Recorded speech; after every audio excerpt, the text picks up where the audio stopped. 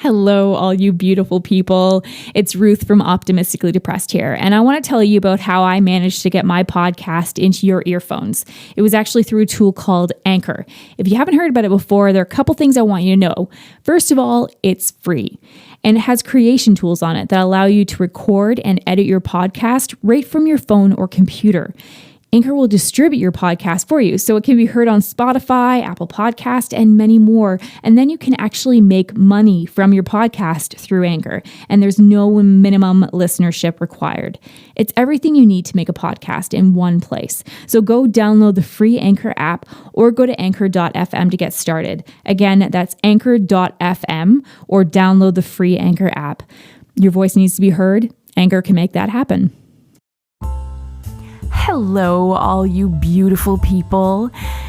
This is Optimistically Depressed, and I am your host, Ruth McMullen. Thank you for taking the time to join me again. So we're heading into January now. The new year is here, and so far, it's been inspirational. I did get sick. I caught like that cold that's going around, but it's not strep throat or the flu, so I'm happy. Things have been a little bit quiet around here. Sean and I have both been trying to intentionally step back and just enjoy more evenings at home and quiet and not take on a lot of extra stuff to do, and it's been really nice. We've needed it, so I'm feeling quite happy with that decision. We definitely both need the rest, so it's been good. I hope that all of you are enjoying the new year. I find that one of the things with New Year's resolutions is that it's really great to kind of get you feeling inspired for the first part of it, like for the first, a month or two. And then, as it happens, a lot of us end up breaking it, and then we kind of feel bad about ourselves afterwards. And one thing that I've really, I haven't really been huge into the New Year's resolutions. And I'm not really sure why that is. I just never really was into it. But I have been starting to just get into making decisions to change certain structures of my life or the way that I do things, or, live a healthier lifestyle in certain respects. And one thing that I've found to be really helpful for me, and it's been just like advice that I've been given by a mentor that I have and a couple other people in my life that are very wise. And it's just that, you got to give yourself a break, because the thing is, you're making a change to your lifestyle. And so it's going to take time. You're going to make mistakes, and you're going to kind of go back to your old habits. But the point is that you just keep starting over again and over again and over again and try again and try again. And so I think that's something that's that we really need to keep in our minds when we're making these New Year's resolutions. It's that you're like, no, this is what I'm doing now. And then you're going to have days where you don't do it. And then that doesn't mean that it's time for you to give up. That just means, oh yeah, right, because I'm putting a new habit in my life. So the point is to go back and do it again and keep on starting again and being like, no, this is what I'm doing, and believing in yourself. I think that's what really makes, that brings about the change. And I think that a lot of us know that, but it's still difficult to just apply it to ourselves, because we're generally harder on ourselves. That's just how we are. So you know what? I'm rooting for you. You may have already kind of gone back on what you said you were going to do for your New Year's resolution, but don't worry, it's not too late. You can start again. That's what I'm doing, because I've already gone back on what I've kind of decided I'm going to be doing. And so, but I know it's just, that's how we do it. That's how we change, by constantly working towards that change. So I got to sit down with Katie, and my goodness, she's so wise and has so much life experience for someone who's so young. And she's really, really sweet. I really liked being able to meet her and sit down with her. She has a certain point of view on life that is very fresh. It's kind of it's I'm trying to think of the best way to describe what her personality is like. And honestly, it's like walking through a garden, you know, like you're just feeling like refreshed, inspired, and it's very just sweet, and you're very settled, and you're just like, yeah, it was just such a nice conversation. Her life story, like to this point, is just unbelievable. And she has such she's had like some serious struggles. Like she's gotten through some serious stuff. And she, like, the fact that she's so kind and so refreshing and inspiring to be around is just a true sign that she's taken what she's gone through and really grown from it. And I think just like really just so many healthy choices have come out of it, and such a great point of view on life has really come out of it. And that's what just makes her so inspiring and just incredible to be around. It was really cool. I'm so thrilled that I had the honor of sitting down with her and being able to talk to her a little bit about some of her life and share, and got to listen to some of her points of view on things. So I know all of you are going to love it. I'm so excited to be able to present it to you. So here she is. Have a listen to Katie.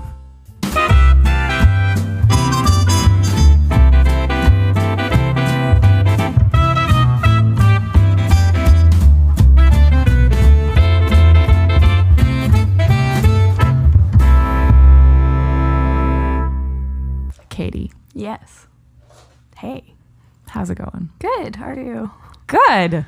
It's been a long week, but I mean, that's the truth for everybody. But it's been good. It's been fruitful, you know? Learning lots, doing lots, getting the studio set up, which feels good. Yeah, it looks super cute in here. I dig it a lot. Thank you very much. I'm very excited for when we're finally finished painting and we can actually put things in their place, have things kind of organized. Just get a little like pet or something, like a little fish. Oh, Mark, write that down. I've seen these things I'm on Pinterest like all the time, but I don't know how like realistic these are. But you can get these little like domes that you like hang up on your wall and put the fish in it, and the fish just like chills. Okay, well obviously we're doing that. I don't know like how easy it is to clean the fish tank.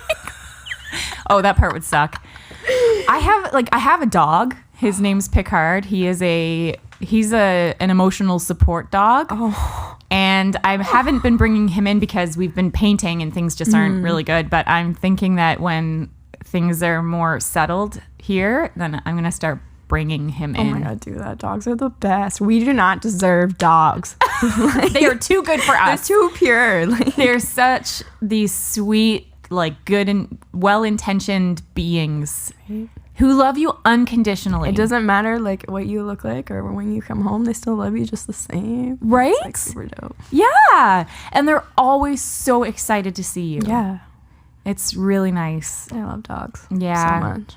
Yeah. I see a lot of dogs when I like do photos and stuff, and people are always like, hey, can I bring my dog to our session? I'm like, absolutely you can. Bring your dog. Bring your dog. I'm like, bring the dog.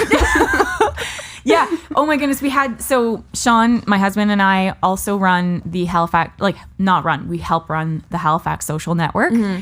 And we were at a venue last week where we could actually bring Picard, but we're so used to not being able to bring him. So like we made plans to bring Picard. We leave our house. We are in the city. And then Sean's like, wait a minute, where's Picard? She's like, no, I forgot him. It's like Home Alone, but real life. Home Alone. No, it was terrible. So yeah, c'est la vie. I love it. Yeah, and he was happy he was home with the kids. I mean, he would have loved being with us. But I'm not going to remind myself of that because then I'll just feel bad about it again. And we're past that now. So you are a photographer. I am, yes. And you live in Halifax? Yeah. Did you grow up here? Yes, I grew up in Lower Sackville. Nice. We lived there for 5 years. I'm sometimes a little like hesitant because some people are like, "Oh my God, you're from Sackville." But I know some people get all uppity about it. Yeah, but I have lived in Halifax for the past couple of years now, so it's pretty pretty nice. Good. Yeah. We lived in Sackville for 5 years. That's where we bought our first house. Nice. Yeah. Sackville is a good little area. It's just mostly like pizza places and car dealerships. Really. Yeah. If you want to go for a slice of pizza and buy a car, place to go to Sackville and you're Randy's. good. There's a little plug there. Oh, good. Okay. Randy's. Yeah, they're good. They've got a couple locations in the city actually. The pizza place. Okay. I was like, I assume that's pizza, not car dealership. Yeah, it's pizza. Okay, cool. Yeah, and we actually take the kids to the movies there still because it's like not too busy. Yeah, they've got a good little theater and stuff there, and it's yeah, not so too cool. And it has a Wendy's. I mean, it's pretty good. They had this someone put out like a promo video for Sackville. Yeah. You know what I'm talking. We had a Walmart. It's gone now.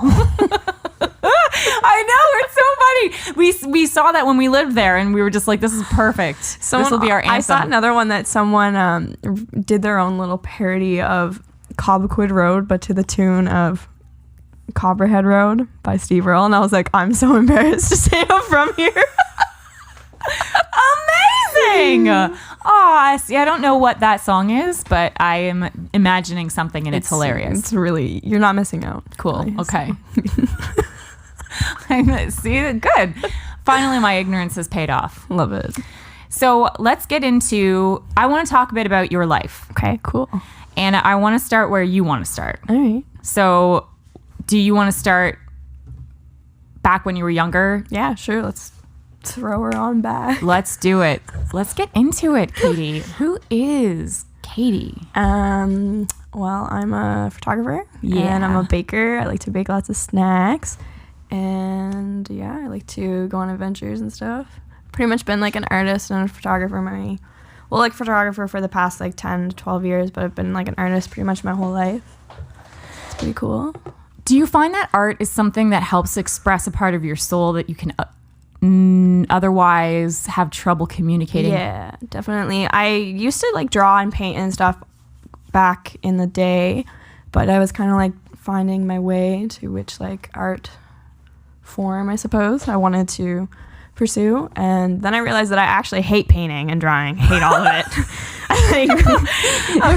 Yeah, I love and then that. I like found like photo and like video and stuff like that, and I was like, okay, cool, this is my jam, this is what I'm into, and it's pretty cool. Amazing. Yeah. I'm going to say something that's going to date me a little bit. I took photography in high school. Amazing. And it was with film. That's so cool. That's where I Right? started. I started with film photography. You did? Yeah, like I did a little like night class at NASCAD and learned how to like develop my film and stuff in a little closet. Yes. All that jazz, and I think that it's a like really cool way to learn from photography because you are literally starting like where it began. Where it started, yeah. And it's definitely a pain in the butt sometimes, like when you're in a dark room with film, but Film, yeah. Did you do the thing where you would take the film out and put it in the like box or the bin, tin, whatever thing was that you needed to like put the chemicals in to develop it? And would you do like it in the bag? Yeah. So it's like you can't actually see what your hands are doing. You just have to know. You have no idea like if it's even gonna come out. I've like torched whole rolls of film and stuff before. Like it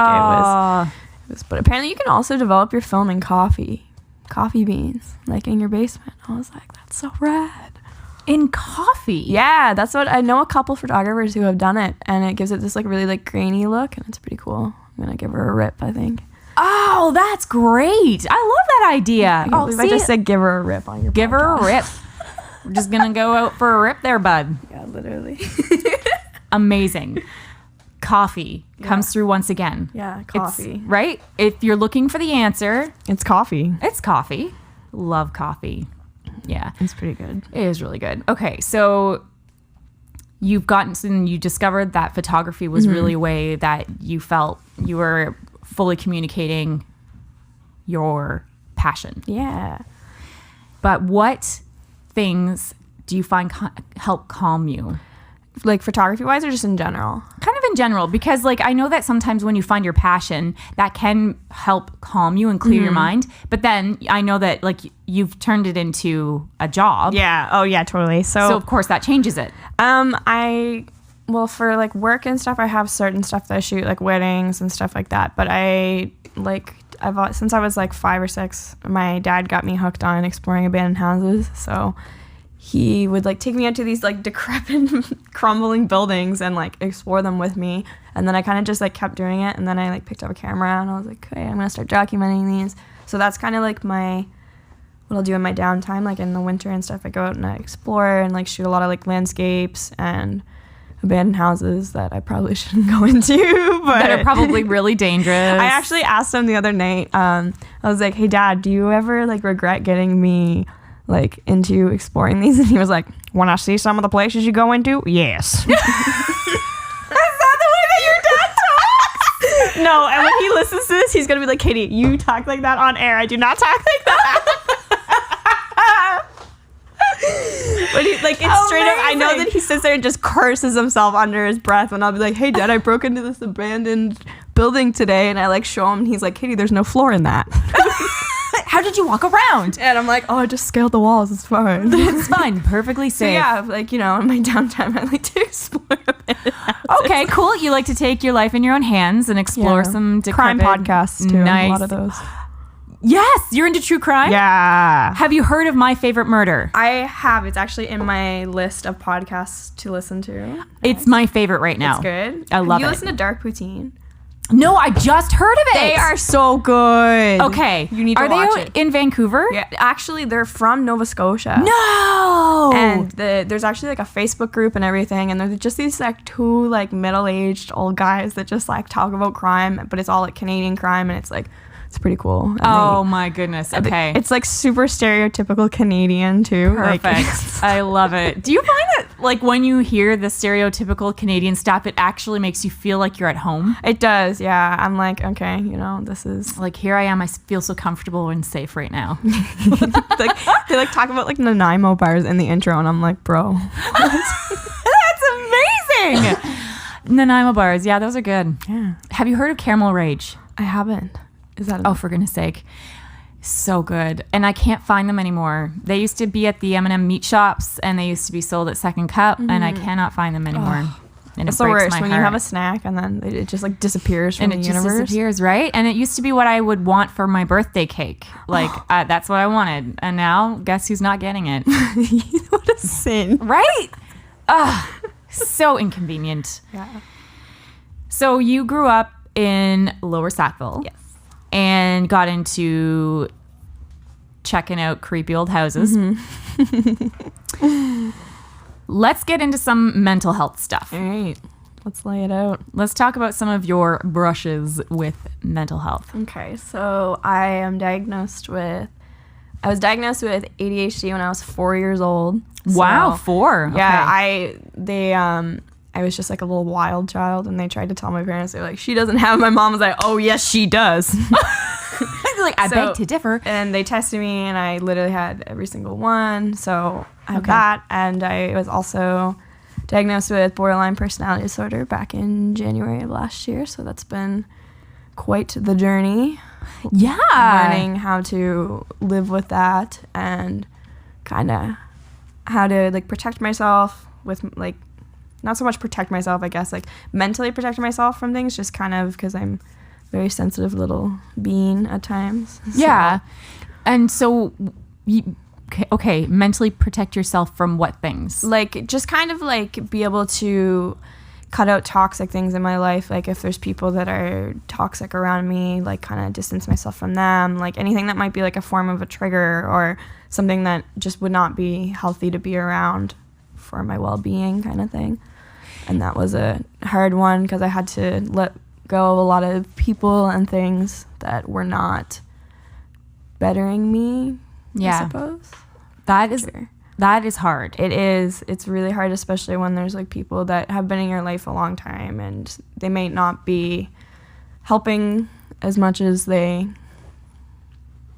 appear to be, I think. Makes sense.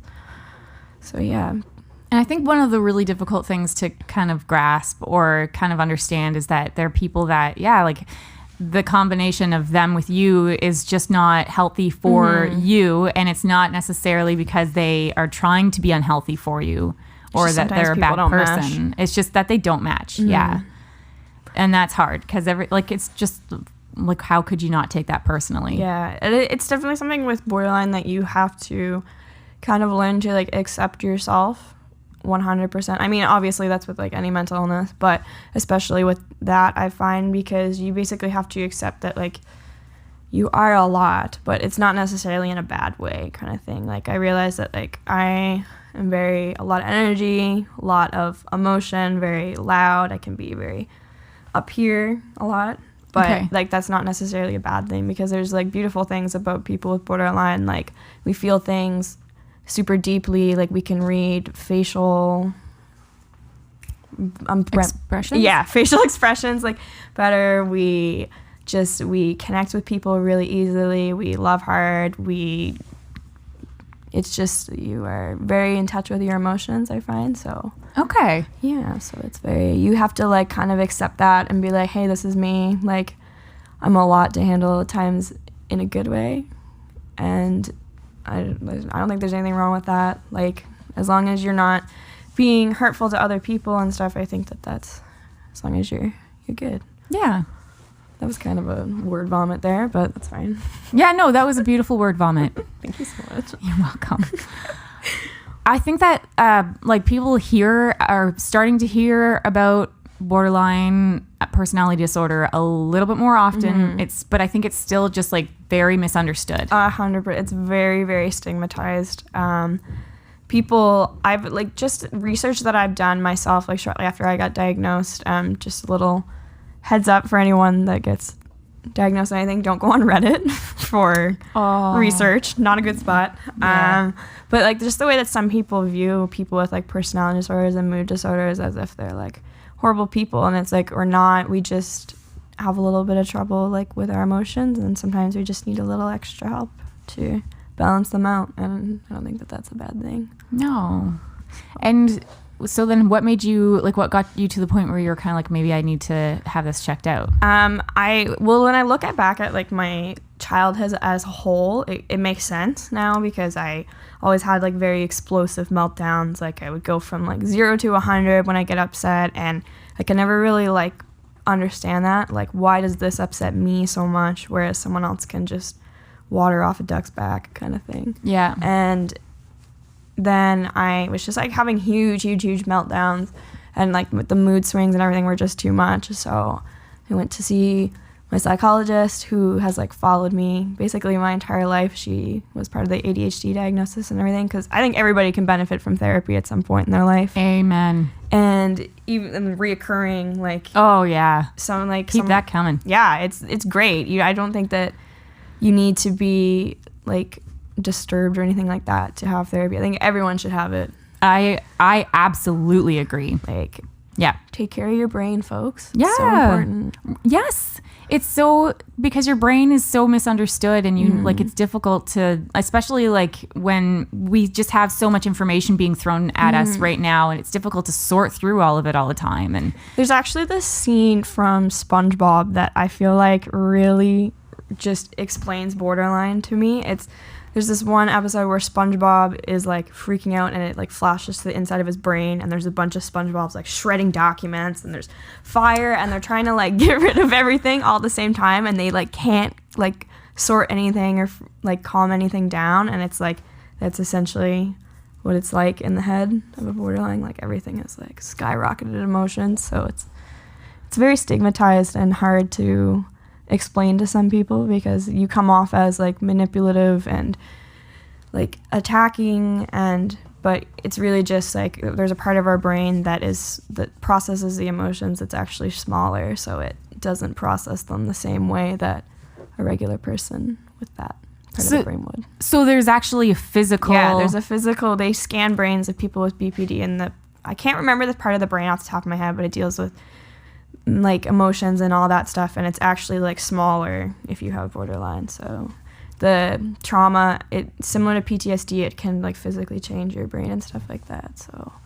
wow. Yeah, I like that was really what like solidified it for me. I was like, okay, it's not anything that I did. Like there's literally a part of my brain that is different from the average person's, and I need medication to regulate it, and that's perfectly okay. Like, yeah, but it was that really like made me feel better to hear that like there is actually not that there needs to be physical symptoms for it to be real, but it definitely makes it seem. Oh, it makes it right. It does. It helps it seem more legitimate. Same with having like a diagnosis. Like beforehand, I was just like, why am I so emotional and explosive all the time? But then when they explained it to me, I was like, wow, okay, this actually checks out. I can regulate it, medicate it, and all that. So my understanding of this is very limited. And I've interviewed one girl before that has the same condition, but it seems that it manifests itself differently in each person. Yes, it does. It's very odd how it works, because it's like I've met some people with it who have the exact same characteristics as me, and I see a lot of myself in them. And then I meet other borderlines who are completely different, and there obviously is some that can be malicious, like any person with any I know anyone issue. can be, yeah. But yeah, like I find people seem to think that people with borderline are very like explosive and angry, but a lot of times they're just very, very sensitive people who've gone through trauma that you just need to be gentle with them and just like reassure them. And it's really like it's such a stigma that like if you go to the doctor for your leg, people are like, oh, you broke your leg, but it's like you get diagnosed with a pretty heavy duty mental illness, and people are like, oh, you're faking it. And Yeah. that can be annoying. It wears you down, and it's the last thing you need. Yeah. Because that's already going on in your own head. Like you're already feeling like, oh, this is like just something that's wrong with me, and I just can't handle this. And when people talk about the people with borderline are hard to handle and it's hard to be around them, I'm like, try living with it being in your own head all the time. It's exhausting. Like your brain is just like a little hamster on a wheel. Just going all the time, eh? Going all the time. So one of the things that I, like my other friend explained to me, was that it seemed like she kind of put on different personalities for different occasions. Yeah. Is that something that also happens with you? I don't find that I struggle with the kind of aspect of it where you don't really know who you are, like I did when I was younger a bit. Okay. But I definitely notice that I do, like, not different personalities, but I'll like censor myself. I act a little bit different around people depending on like how comfortable I am around them and stuff. Right. So, and see, that's what's really confusing to me too, because it seems like, I mean, because we all have different behaviors that we put on around different people. yeah. So I'm trying to kind of understand what the difference is. And so far it's like the difference is that it's like amplified. Everything is like 100 all the time. Like everything is just like something that would minorly upset someone can like send me into a full-on like meltdown. So that's kind of like a really hard part to deal with. Also scary because it's like anything can trigger you, and it's like you can, like, I'm sitting here like stable and I can be like, hey, yeah, no, that wouldn't upset me, but it's like flash forward 10 minutes, like it could, you just never really know. Like even if you are medicated and you're dealing with therapy and everything like that, you kind of, you're just like trotting along, just kind of waiting and avoiding anything that might stress you out and stuff like that. So Okay, so I was actually listening to a podcast like a week or so ago, and it was, I honestly can't remember what it was called, which is going to slightly annoy me, but the person was talking with a professional, like with a psychologist or a researcher and psychologist. Anyway, they were talking about how we can, like, if we're sitting and we're kind of like, and we're calm and more like in our own skin, I think they call it the cool spot or the cool, I'm going to mess this up, but I'm going to do my best here. You can try to imagine yourself in a certain situation and be like, well, yeah, I wouldn't do that, or I wouldn't react that way. But when you're in the situation, it's completely different. It is completely different. And there's actually like scientific research that backs up what physiologically occurs when you are in those different situations. Your brain is different. Like it's like you are different. So you can't accurately predict how you're going to behave in certain situations. No, exactly. And so it sounds, and please correct me if I'm wrong, this is me just trying to understand it for myself and for anyone who's listening. it seems like, again, it's something that's just like with, what do you call it? BPD? Yeah. It's like, again, just more extreme. Like, it's just kind of like, again, like, yeah, okay, yeah, sure, the average person would experience that and they would kind of be like, oh, okay, yeah, that was like, whoa, that was kind of difficult. But when you have BPD, it's just like, no, I can't properly filter this. And it's like, I'll be like, if I'm like having a conversation with someone and something that they say like triggers me, even if I'm like, hey, like, and I start like getting worked up and I'm like, this is upsetting me, and they're like, hey, no, it's okay, like, it's okay, I still, like, it takes me a little longer to come back down and kind of like calm myself down from, even if the situation is resolved, it like takes me a few minutes to like kind of like pull it all back in and like bring myself back to like a more neutral state. And that itself can be really frustrating too, because when you're sitting there and you're like, I'm okay, why am I still upset? And you have to basically like reset your brain and be like, you're fine, calm down, like, and you have to like just slowly bring it back in. And it can be hard at times, depending on like the situation, and if there's people that are kind of like trying to help, but they're going about it like, and they're like, hey, no, it's okay, and it's just like amping the situation up even more. Right. And it's kind of like, you got to be very, very gentle and just be like quiet and, hey, it's okay. And it can be hard. Yeah. So, yeah, what is the most helpful way that a person can help you? I've found one of my like kind of reset techniques is like, if I'm really anxious and I'm kind of like, I can feel myself starting to spiral or like cycle through moods a bit, which is like a very common thing with borderline, where over like a couple hours you can change your moods 4, 5, 6, 7 times, and you can like feel yourself going through them. But usually I just get like my partner or someone like close to me who is a safe person to just kind of sit with me and just like reassure me and like tell me verbally like, we're okay, this is okay, you're safe, there's nothing that's gonna harm you. And just kind of hearing those things kind of like brings you back down. Brings you back down. Yeah. And it's like one of those things that you can't rush, right? Yeah, like no, it's like you have to, it's because it's your brain, like you kind of just got to let it like kind of reboot like a Wi-Fi router, I guess. Like unplug and plug it back in. Yeah, like you just gotta let that thing reset, and it can be mentally taxing.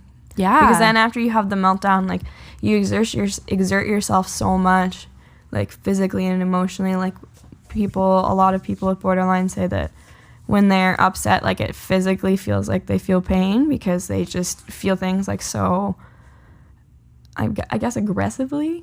Yeah. But in a good and bad way. So it, like afterwards you're like exhausted and just like zapped, and you just usually sleep, and it's like a very like up and down curve of events. Yeah. Series of events. Sorry. No, yeah. And you said that, did you start medication last year? I did. I started medication probably 2 months after I got diagnosed. So okay. I'll be coming up on a year on it in March, I believe. And it was, so like my doctor I've had the same family doctor since birth, and she's really good at hitting the nail on the head with the hammer. Jesus, this is so bad. She's really good at figuring out what medications will work with my body. Yes, so she's very familiar with how your body works. And same with like me and my mom kind of follow each other similarly. So she prescribed me one, and it just happened to work perfectly. Oh, that's great. Yeah. I just had to like adjust the dosage, and it really helps like regulate my sleep schedule and my moods, and it really helps a lot. So it brings it all kind of back closer to the baseline. I am like so pro medication for mental health that it's like, I'm like, girl, if you are getting suggested medication, you do it. It'll help you. Do it. Yeah, like you're not failing if you do this. You're just making it so that you're closer to what a person whose brain is functioning the way that they're more intended to, I suppose. Like I was medicated when I was 5 years old for my ADHD up until, I think I was medicated until I was 16, and then I stopped the medication for that. But I've been medicated actively for mental health since I was like 5 years old. So I'm like, your brain needs it. It's give your brain what it needs. Like, and it's. Yeah.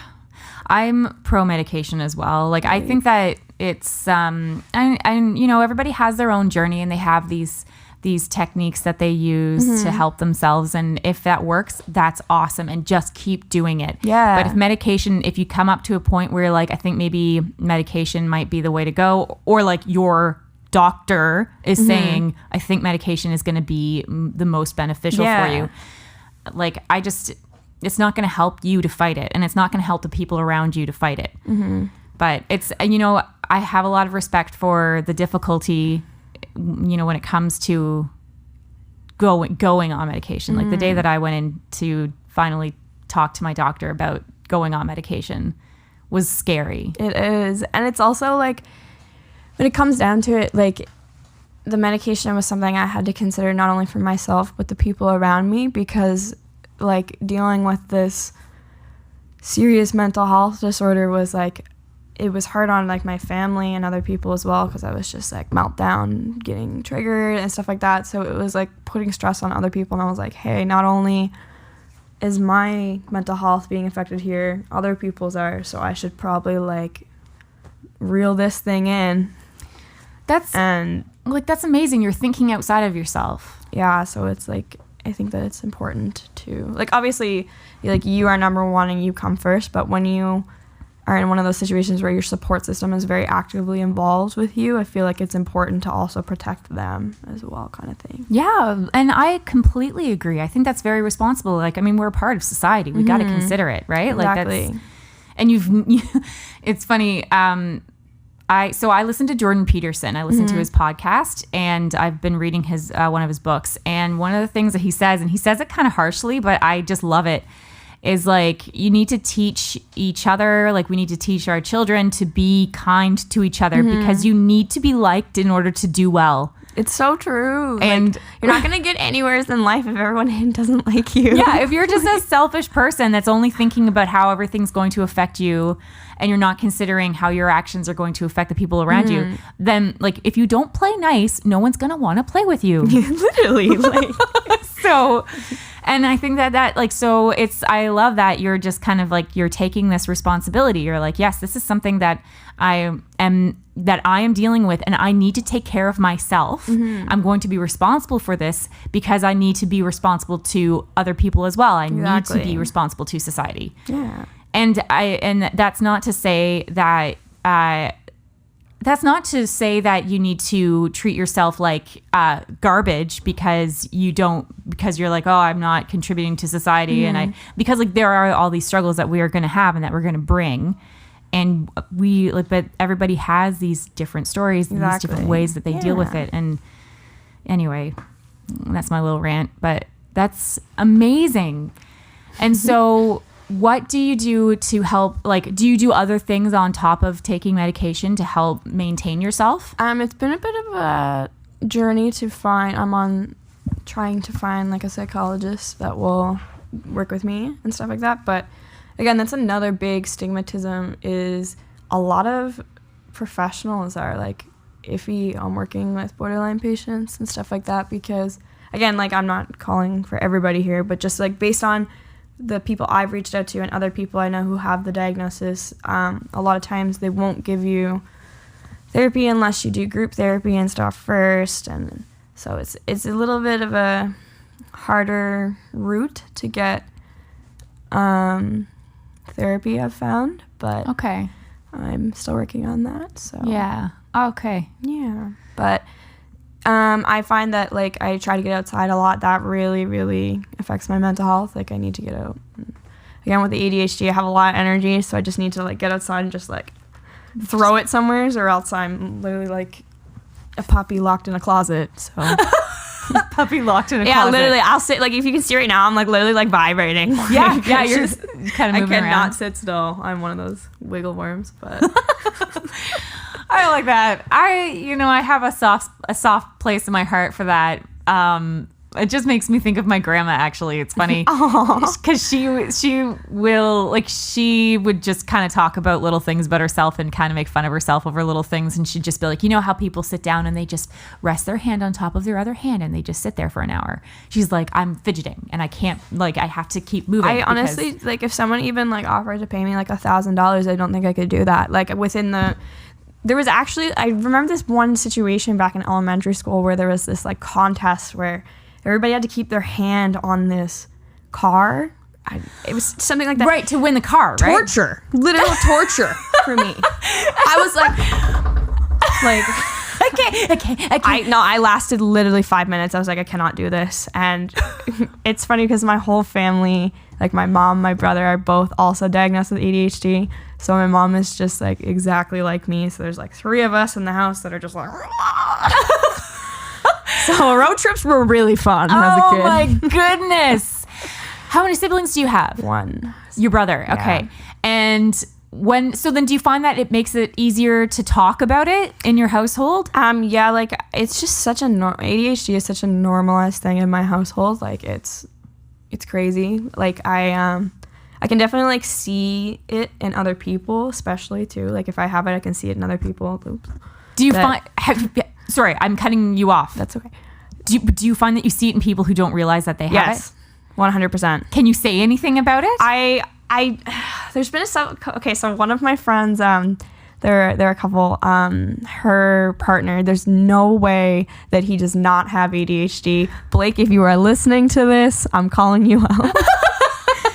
He went and got tested and he swears up and down that they said he does not have it. But I'm like, this boy is like twin of me. He would just be, he has it. And I'm like, you have every single tendency that I have. There's no way that you don't have this. Like, so yeah, but like certain times I don't because I'm like, I don't want to be like, hey, I think you might actually have a diagnosis you don't know about.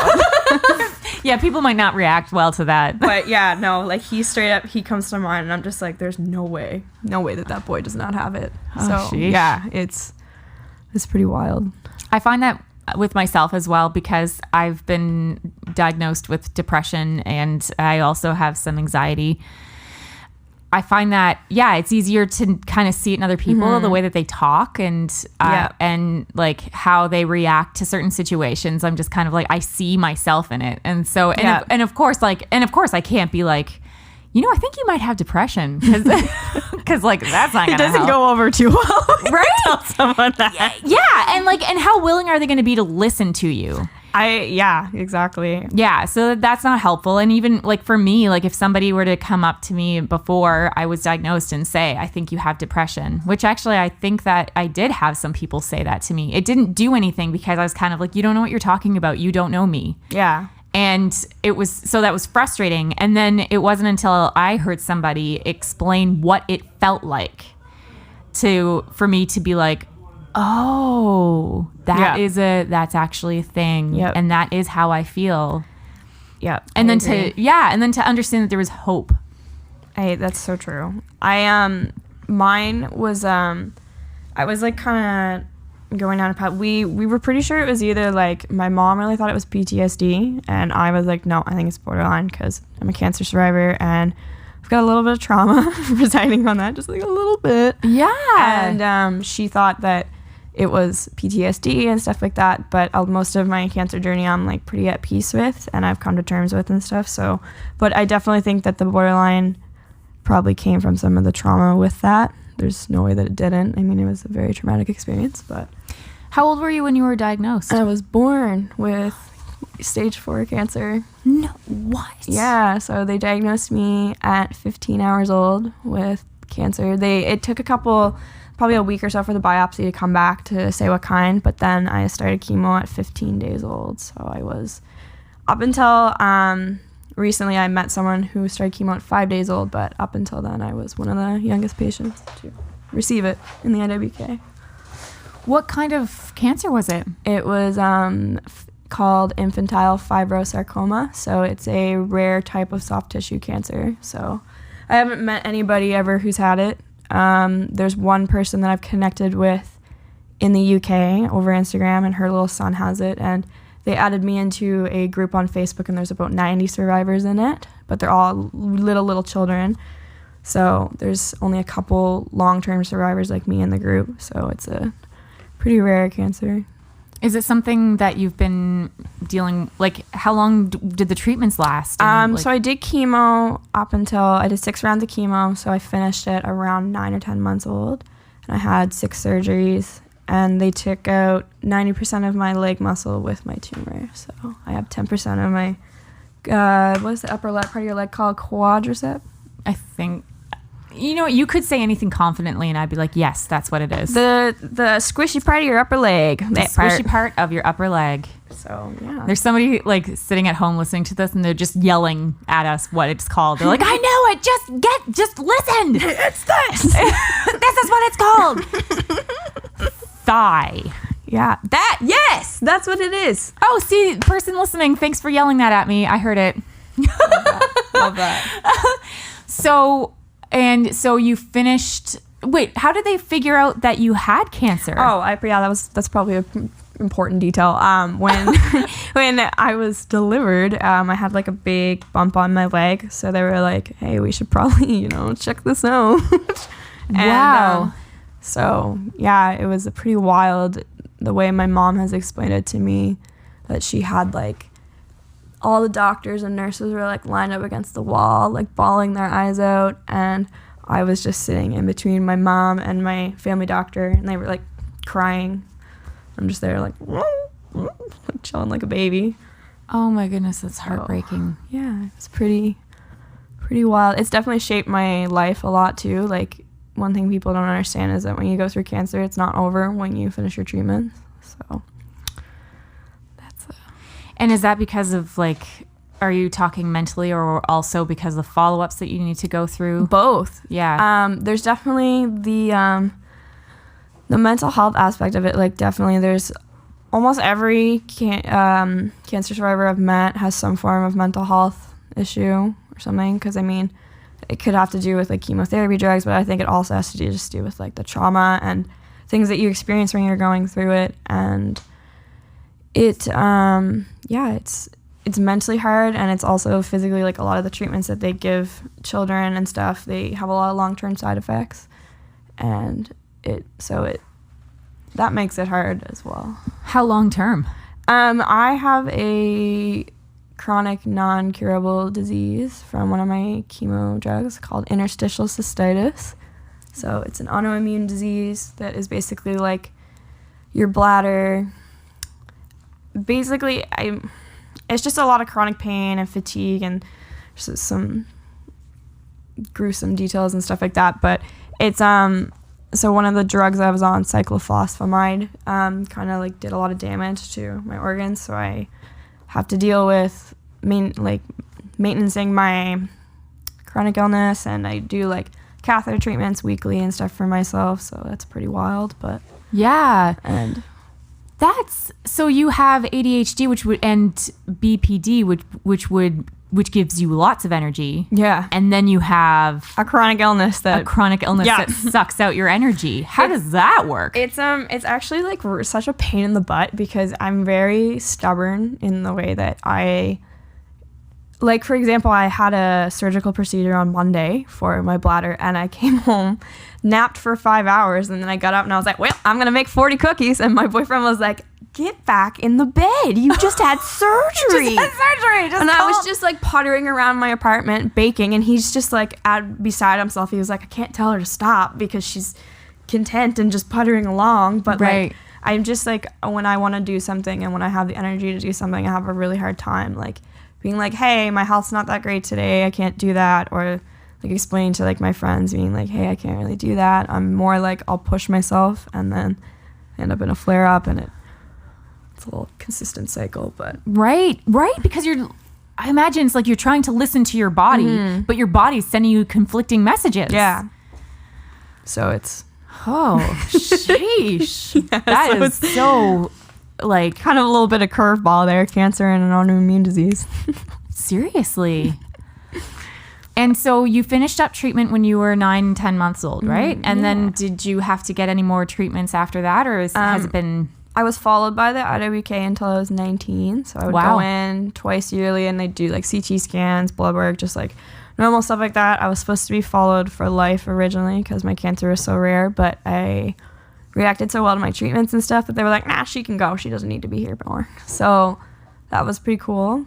And okay, so then, so you're no longer having to go in and be checked up on? So I don't get checked up by oncology anymore, but I am followed by like urology and stuff for my chronic illness and all that. And if they needed to contact the IWK, like they still have all my charts and stuff, and the IWK has conversed with urology and stuff, so that I still do have them, like if I needed to. Okay. If something ever were to like, because like one of the long-term side effects of chemotherapy and cancer treatments is you do have like an increased chance of secondary cancers later on in life. So if anything ever like came back with that, like we could like talk about that's like 1 in a million chance. So okay, but yeah, I've got a pretty good medical team.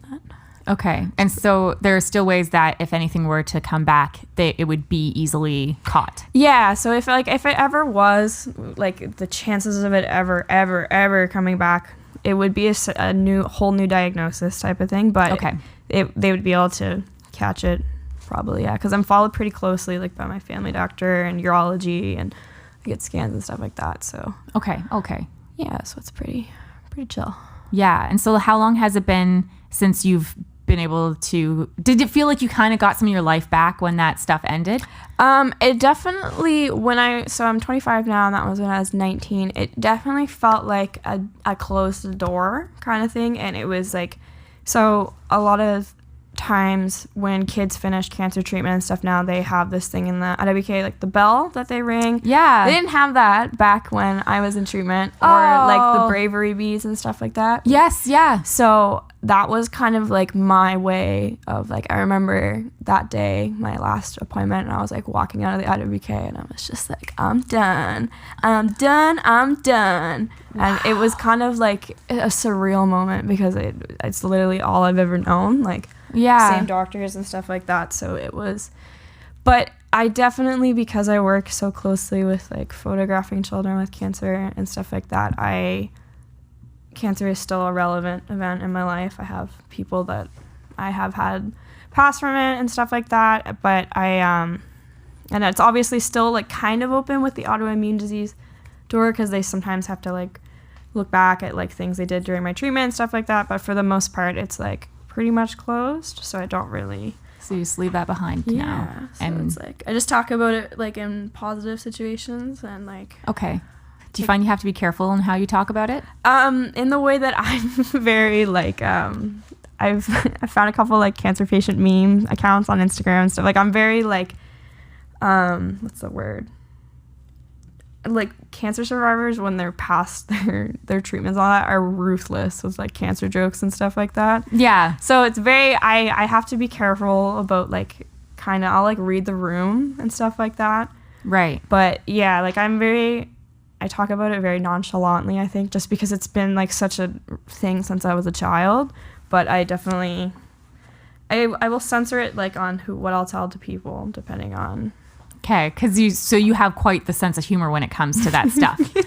I call my my weak leg Old Bessie.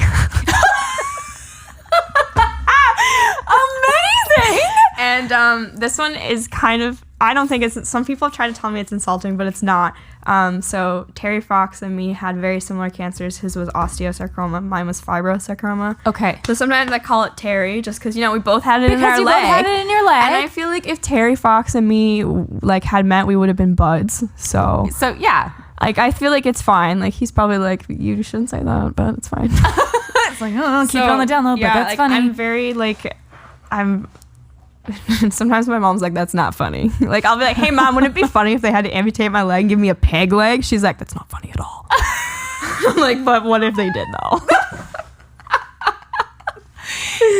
A lot of the times I find that people who've gone through really difficult experiences and come out it quite well, have developed a great sense of humor. It's wild. Like so I went to Camp Good Time. It was like a camp put on for cancer survivors and cancer patients by Canadian Cancer Society since I was like 10. And there was this one time a couple years back where there was a bunch of us trying to walk up the hill, and I was like out of breath because I have a weak leg. One other girl was just fresh off chemo. Another one has a prosthetic leg, and we're all like wheezing up the hill.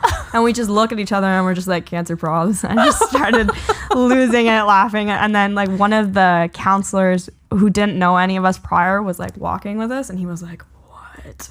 Like all, so it comes off like kind of harsh to some people, but it's really like, it's a bond, really. Like you go through like hell with that, and then you're just kind of like, you know what, I'm gonna make fun of it. Yeah, it's like I reserve the right to make fun of the hell that I've been through. Yeah, well, some people have tried to tell me before, they're like, you can't make jokes like that. I'm like, I can make those jokes. I have gone through the ringer. Jokes. Yeah. With like health, I can make those jokes. Yeah. So, bye. Yeah, and it's funny how it's the people that haven't experienced it that are. I should actually be careful when I say this, because I don't think that it's true for everyone, but it does tend to be that a lot of people who haven't personally been through it, who are really sensitive about it. Yeah. Because you just like, you don't know how to react. You're kind of, because you don't want to hurt anyone's feelings. Exactly. And yeah, and so you're kind of just like really sensitive about it. And then the people who've been through it are kind of like I'm tough. I've been through it. Yeah. Therefore I'm tough. A lot of times, like, we don't want sympathy or like, oh, like, I'm so sorry you went through that. I'm like, I don't care. It just shows that like we're tougher than what try to keep us down. Like, some of the strongest people I know battled cancer, and some of them didn't make it through their battle, but they're still like the bravest people I've ever met. Yeah. So it's like gladiators. Yeah. Yeah. Like, yeah. Cancer's a wild thing, but I feel like I'm saying wild so many times on this. I've been just saying, do you ever just like get a word and it's like sticks in you? The past week, Yes. I'm just like, oh, that's wild. And I'm like, Katie, why do you keep saying Why this? do you keep saying? Yes, the same thing happens to me. It happened to me recently with the word absolutely. And I was just like, I was listening to a podcast that I was doing, and I was just like, Ruth, can you please just stop saying absolutely? And I kept hearing it, and I was just like, oh, this is embarrassing. Just stop it. Have you watched RuPaul's Drag Race? No. There is a drag queen on, I think, season 6. Her name was Gia Gunn, and she would constantly be like, absolutely. That's what that reminds me of. Amazing. Yeah. Right? Unreal. Absolutely. Absolutely. Absolutely. Katie. Wild. Thank you so much for coming in. Thank you for having me. This was amazing. This was super fun. And now I think that I've been saying amazing a lot. I'm pretty sure that's my new word. That's what I replaced absolutely with. Oh no, it happened again.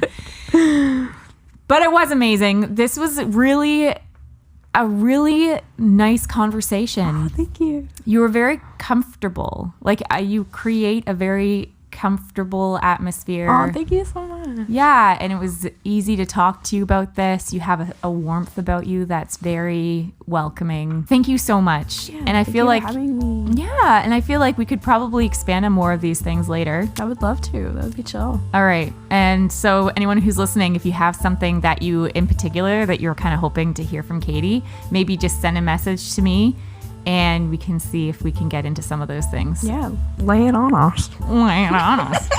I would not be able to do this job. I'd be like, this is your captain speak. Like in that episode, Doing all these like little sound effects. you know, you've watched The Office, I'm assuming. Yes. Okay, when Michael, that episode where he learns the PA option on my his phone, goodness. and he's like, drive through. And then Pam goes in and just like cuts Yeah, and the they're cord. like, oh, I was looking for the snips the cord. And then he just continues on. Oh my Just God. blissfully ignorant. But yes, we will do this again. Yeah, I would love to. That would be cool. Good. People, send in your requests. Do it. If you have any questions. And any questions. And also, everybody, remember that wherever you are, Katie and I'm going to speak for you. Yeah. Katie and I are sitting here loving you. We love you. We love you. Thank you for your time.